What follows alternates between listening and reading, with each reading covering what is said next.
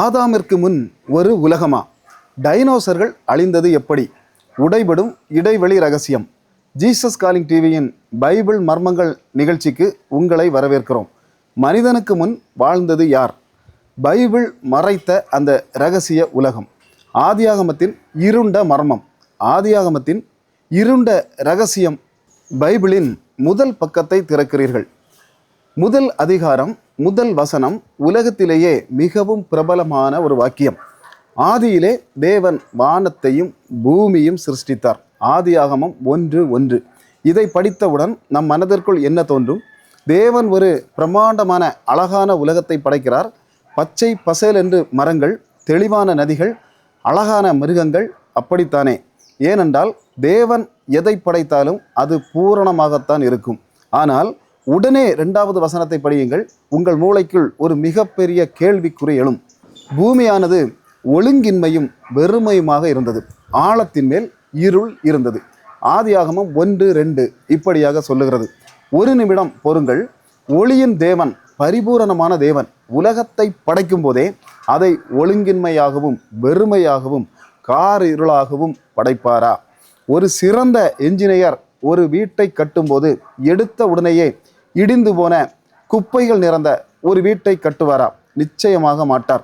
அப்படி என்றால் ஆதியாகமம் 1:1 மிக அழகாக படைக்கப்பட்ட அந்த பூமி எப்படி ஆதியாகமம் 1:2 திடீரென இருளாகவும் வெறுமையாகவும் உருக்குலைந்தும் போனது? இந்த 2 வசனங்களுக்கும் இடையிலே என்ன நடந்தது? இன்று நாம் பார்க்க போகும் ரகசியம் பல நூற்றாண்டு காலங்களாக பைபிள் ஆராய்ச்சியாளர்களை தூங்க விடாமல் செய்த ஒரு மாபெரும் மர்மம், இடைவெளி கோட்பாடு. இந்த 2 வசனங்களுக்கும் நடுவில் பல மில்லியன் வருடங்கள் ஒளிந்திருக்கக்கூடும். ஆம், ஆதாமிற்கு முன்பாகவே இந்த பூமியில் ஒரு மாபெரும் நாகரிகம் வாழ்ந்து தேவனுடைய பயங்கரமான கோபத்தினால் சுக்கு நூறாக அழிக்கப்பட்டிருக்கிறது. அந்த அழிந்து போன இருண்ட உலகத்தின் இரகசிய கதவுகளை இன்று உடைக்கப் போகிறோம். இந்த மர்மத்தின் ஆணிவேர் பைபிள் எழுதப்பட்ட அந்த அசல் எபிரேய மொழியில்தான் இருக்கிறது. ஆதியாகமம் 1:2 ஒழுங்கின்மையும் வெறுமையுமா என்று நம் தமிழில் மொழிபெயர்க்கப்பட்டுள்ளது. அந்த வார்த்தையின் ஒரிஜினல் எபிரேய வார்த்தைகளை என்ன தெரியுமா? தோகுவா போகு. இதற்கு உண்மையான அர்த்தம் அழிக்கப்பட்ட, பாழாக்கப்பட்ட, சிதந்து போன ஒரு தரிசு நிலம். இப்போது ஏசாயா 45:18 படியுங்கள். தேவன் என்ன சொல்லுகிறார் பாருங்கள். அவர் பூமியை படைத்து அதை உருவேற்படுத்தின தேவன். அவர் அதை வெறுமையாயிருக்க சிருஷ்டிக்காமல் குடியிருக்கும்படியாகவே அதை உருவேற்படுத்தினார். படைக்கவில்லையாம், அவர் அதை குடியிருக்கும்படியாகவே படைத்தார் என்று ஏசாயா தெளிவாக சொல்லுகிறார். அப்படி என்றால் ஆதியாகமம் 1:1 அழகாக படைக்கப்பட்ட பூமி எப்படி ஆதியாகமம் 1:2 சிதைந்து போன தரிசு நிலமாக மாறியது? அது தானாக மாறவில்லை, அது மாற்றப்பட்டது. ஆங்கில பைபிளில் the earth was formless and void என்று இருக்கும். ஆனால் எபிரேய இலக்கணத்தின்படி அதை the earth became formless and void என்று மொழிபெயர்க்க வேண்டும். அப்படி என்று பல தலை சிறந்த மொழி வல்லுநர்கள் அடித்து சொல்லுகிறார்கள். அதாவது ஒரு மாபெரும் பேரழிவு அந்த பூமியை தாக்கி இருக்கிறது. எதற்காக அந்த அழிவு வந்தது? யார் அந்த பூமியை ஆண்டு கொண்டிருந்தது? பழைய ஏற்பாட்டில் உள்ள தீர்க்கதரிசியான எரேமியாவுக்கு தேவன் ஒரு தீர்க்க தரிசனத்தை காட்டுகிறார். எரேமியா ஒரு டைம் மெஷினில் ஏறி கடந்த காலத்தின் அந்த இருண்ட பக்கங்களுக்குள் செல்லுகிறார். அங்கே அவர் பார்த்த காட்சி அவருடைய குலத்தையே நடுங்க வைத்தது. எரேமியா 4:23 முதல் 26 வசனங்களை வாசித்து பாருங்கள். நான் பூமியை பார்த்தேன், அது ஒழுங்கின்மையும் வெறுமையுமாய் இருந்தது. பர்வதங்களை பார்த்தேன், அவைகள் அதிர்ந்திருந்தன. நான் பார்த்தேன், மனுஷன் இல்லை. ஆகாயத்து பறவைகளெல்லாம் பறந்து போயின. பார்த்தேன், செழிப்பான நாடு வனாந்தரமாயிற்று. அதன் பட்டணங்கள் எல்லாம் கர்த்தருக்கு முன்பாகவும் அவருடைய கோபத்தின் உக்கிரகத்துக்கு முன்பாகவும் இடிந்து போயின. இது என்றைக்கு நடந்த சம்பவம்? பல அறிஞர்கள் இது எதிர்காலத்தில் நடக்கப் போகும் அழிவு என்று நினைத்தார்கள். ஆனால் நன்றாக கவனியுங்கள். எரேமியா சொல்லுகிறார், நான் பார்த்தேன், மனுஷன் இல்லை. நோவாவின் ஜலப்பிரளயத்தில் மனிதர்கள் இருந்தார்கள். 8 பேர் காப்பாற்றப்பட்டார்கள். ஆனால் எரேமியா பார்த்த தரிசனத்தில் மனிதன் என்ற ஒரு ஜீவனே அங்கு இல்லை. அதாவது அது ஆதாம் படைக்கப்படுவதற்கு முன்பாக ஒரு மாபெரும் பிரளயம்.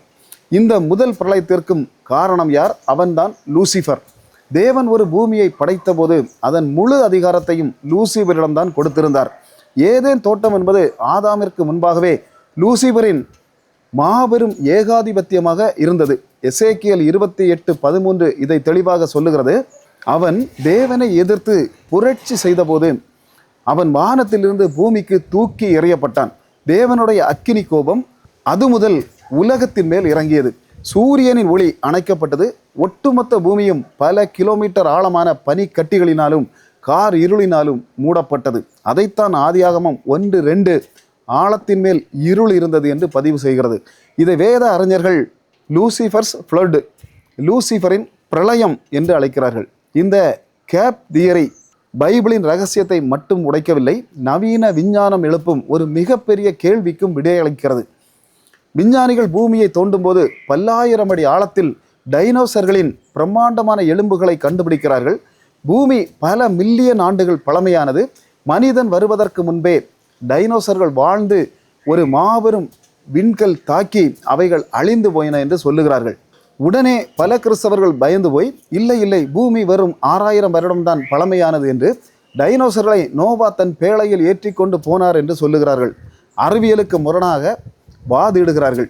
ஒரு நிமிடம் யோசியுங்கள். 40 அடி உயரமுள்ள ஒரு ட்ரெக்ஸ் டினோசரை நோவா எப்படி பேழைக்குள் ஏற்றியிருப்பார்? அது மற்ற மிருகங்களை சும்மா விட்டிருக்குமா? இதற்கான விடை இந்த ஆதியாகம இடைவெளிக்குள் மிக அழகாக புதைந்திருக்கிறது. ஆதியாகமம் 1:1 தேவன் பூமியை படைத்ததற்கும் ஆதியாகமம் 1:2 அது குலைந்ததற்கும் இடையில் பல மில்லியன் வருடங்கள் இருந்திருக்கலாம். அந்த பழமையான உலகத்தில்தான் இந்த டைனோசர்களும் ராட்சத மிருகங்களும் வாழ்ந்தன. லூசிஃபர் தள்ளப்பட்ட போது ஏற்பட்ட அந்த மாபெரும் பிரளயத்திலும் தேவனுடைய நியாய தீர்ப்பிலும் தான் அந்த முதல் உலகம் அழிந்து அந்த மிருகங்கள் அனைத்தும் மண்ணுக்குள் புதைந்து படிமங்களாக மாறின. அறிவியலும் பைபிளும் ஒருபோதும் முரண்படுவதில்லை.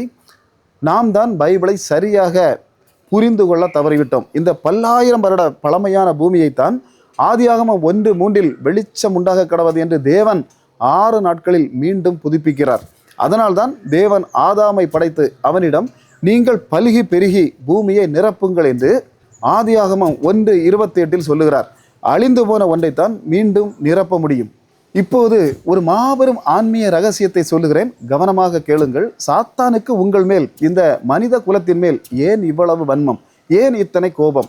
அவன் ஒரு காலத்தில் பூமியை ஆண்டு கொண்டிருந்த ஒரு பிரம்மாண்டமான பேரரசன். ஆனால் அவனுடைய பாவத்தில் அவனுடைய சாம்ராஜ்யம் சுக்கு நூறாக்கப்பட்டு தண்ணீர் மற்றும் இருளுக்குள் மூழ்கடிக்கப்பட்டது.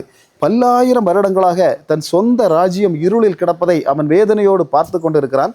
திடீரென்று ஒரு நாள் தேவனுடைய ஆவியானவர் அந்த தண்ணீர் மேல் அசைவாடுகிறார். வெளிச்சம் உண்டாக கடவது என்ற வார்த்தை வருகிறது. இருள் விலகுகிறது. தண்ணீர் பிரிந்து நிலம் போல தோன்றுகிறது. சாத்தானின் உடந்த சாம்ராஜ்யத்தை தேவன் தன் கரங்களினால் மீண்டும் அழகிய ஏதனாக மாற்றுகிறார். அங்கேதான் தேவன் அவனுக்கு ஒரு மாபெரும் அடியை கொடுத்தார். தேவன் இன்னொரு தேவதூதனை படைத்து அங்கே ராஜாவாக வைக்கவில்லை. அதே பூமியில் கிடந்த ஒரு சாதாரண மண்ணை எடுத்து ஒரு பொம்மையைப் போல செய்து அதில் தன் மூச்சு காற்றை ஊதி ஒரு சாதாரண மனிதனை உருவாக்குகிறார். சாத்தானே, நீ இழந்த இந்த மாபெரும் சாம்ராஜ்யத்தை இதோ இந்த மண் ஆளப்போகிறது என்று அந்த மனிதனுக்கு மகுடத்தை சூட்டுகிறார். அந்த நொடியில்தான் சாத்தானின் இதயத்தில் உலகத்தின் கொடூரமான பொறாமை வெடித்தது. நான் இருந்த இந்த சிம்மாசனத்தில் ஒரு சாதாரண மண் ஏறுவதா, இவனை நான் சும்மா விட மாட்டேன் என்று கருவினான். அதனால்தான் அவன் பாம்பின் வடிவில் ஏதேனுக்குள் புகுந்தான். ஆனால் சாத்தானின் சதி அத்தோடு நிற்கவில்லை. மனித குலத்தின் இரத்தத்தையே அசுத்தமாக்க ஆதாமின் முதல் மகனான காயினுக்குள் அவன் புகுந்தான். காயின் ஆபேலை கொல்லுகிறான். ஆனால் பைபிள் சொல்லுகிறது, காயின் ஓடிப்போய் நோத் என்ற தேசத்தில் ஒரு பெண்ணை கல்யாணம் செய்தான் என்று.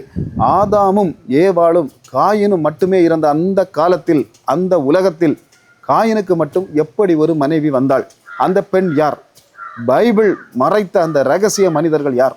அடுத்த வீடியோவில் பலரும் கேட்க பயப்படும் காயினின் மனைவி யார் என்ற அந்த பதபதைக்கும் ரகசியத்தை உடைக்க போகிறோம். உண்மைகள் உறங்காது, காத்திருங்கள். மாரநாதா, இயேசு சீக்கிரம் வருகிறார்.